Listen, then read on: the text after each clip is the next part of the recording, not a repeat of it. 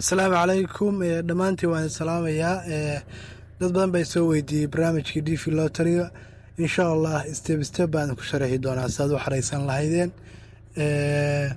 ka hor intaan idiin sharxin waxaa loo baahan inaad sawirteed saraad ka soo qaadi oo soo gashin sawirkaasi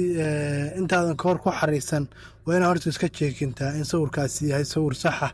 oo la aqbali karayo iyo inuu yahay sawir khalada hadda waxaan tusayaa siyaabaha loo jeekimo sawirku inuu sawir sax yahay dadku kaa qaadeen iyo inuusan sax ahayn halkaan aad tagaysaa marka horeta waxaad tagaysaa karomahaaga xaggaana ku dhufanaysaa halkaanaad tagaysaa waxaad qoraysaa image lottery check baa qoraysaa kadibna waa ku dhufanaysaa kaa kore waa la soo degi kadhaa laakiin hadda waxaan ka hadlayo waa kan US Department of State soo jeed taasaa ku dhufanaysaa halkaan hoose tag sawirka example saan oo kale buu ku leeyahay xaggaan hoose marka sawirka soo gelinaysaa sawir baa leh hadda kanoo kale aan dooranay oo ujeedaa fiiri wuxuu yidhi waa saxsan tahay fiiri your photo does not need cropping sawirkaagana uma baahna wax jirayna waa 600 way saxsan yahay buu ku yidhi checkinka koowaad aad samaynaysid waa tan waxaa samaynaysaa sawir xaggaan ku dhufanaysaa sawir baa soo gelinaysaa kadibna waa ujeedaa choose photo to begin buu ku yiri micnii waa bilow kan iska daa your photo does not need cropping wax jaritaan uma baahna taasi uu ku xaqiijin baalkaagu uu sax yahay sawirkaagu inuu size-kiisa uu sax yahay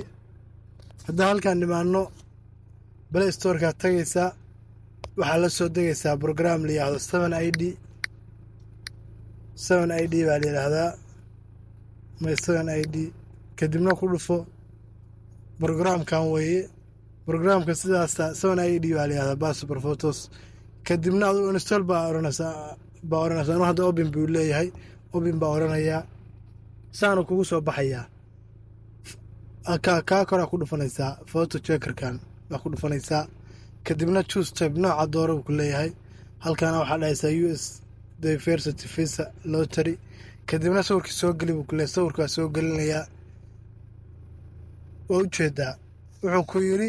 image waa correct buu yiri gbit baa lagu save gareeyay waa sax waa correct failka size KB was acceptable limit waa KB la aqbalayay image-ku aspect ratio correct buu muuqdaa oo dimension kada soo fiirinay image dimension is correct headsets madaxa kore waa correct buu yiri eyes waa correct wax walba waa correct marka wixii inta ka dambeeya sawirkaagu waa confirm oo ku xareysan kadhaa qaybta labaad waxaan soo gudbin doonaa sidaad u xareysan lahayd si firiya adoo mobilkaaga isticmaalayo waa mahadsantiin fadlan haddaa ka faa'iideen like saara follow dhaha asxaabtaada noo share garee